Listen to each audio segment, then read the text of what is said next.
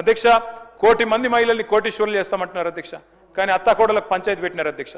మొన్న ఈ మధ్యన నేను సూర్యాపేట పోతే అక్కడ ఒక అవ్వ దగ్గర పోతే అధ్యక్ష అక్కడ జరిగిన చిన్న ఉదంతం అధ్యక్ష. ఆ పెద్దామ చెప్తున్నది అధ్యక్ష, నా కొడుకు పెళ్లి చేసిన సార్ 6 నెలల కిందట నేను అనుకున్నా మా కోడలి పిల్ల తులం బంగారం తెస్తుందేమో, నెలకు 2500 వస్తుందేమో అనుకున్నా, ఆమె ఏం తెలియదని చెప్తా ఉంది అధ్యక్ష. ఆ కోడలి పిల్ల బాగా గడుస్తుంది అధ్యక్ష. ఆమె కూడా అంటున్నది అధ్యక్ష, నేను కూడా చెప్పినాను సార్, నేను కూడా అనుకున్నా మా అత్తకు 4000 పెన్షన్ వస్తుందేమో అనుకున్నా, వస్తలేదు, మరి నేనేం చేయాలన్నది. అత్తకి ఇస్తా అన్నారు, మామకి ఇస్తా అన్నారు, 4000 పెన్షన్ అన్నారు, వస్తలేదని చెప్పి అత్తా కోడళ్ళ పంచాయతీలు పెడతా ఉన్నారు సార్.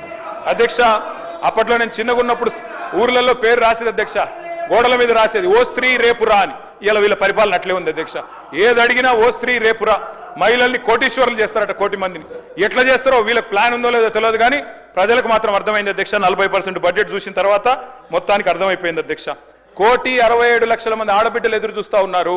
ఖచ్చితంగా నెలకు 2,500 ఇవ్వాలని 18 ఏళ్ళు నిండిన ఆడబిడ్డలు, వారి కోసం ఒక 10,000 కోట్లు అంచనాలు సవరించి కేటాయించాలని చెప్పి నేను కోరుతా ఉన్నా అధ్యక్ష. బంగారం అన్నారు, మరి లంక బిందెలు దొరికినాక ఇస్తారా, ఎప్పుడు ఇస్తారా చూడాలి అధ్యక్ష, చూద్దాం అధ్యక్ష.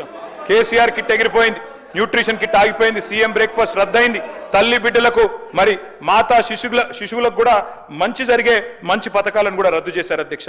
బతుకమ్మ చీరలు బంద్, రంజాన్ తోఫా బంద్, క్రిస్మస్ కానుక బంద్, ఆఖరికి ఆశాలు అంగన్వాడీలు మీరు కూడా వాళ్ళని రిప్రజెంట్ చేశారు సార్.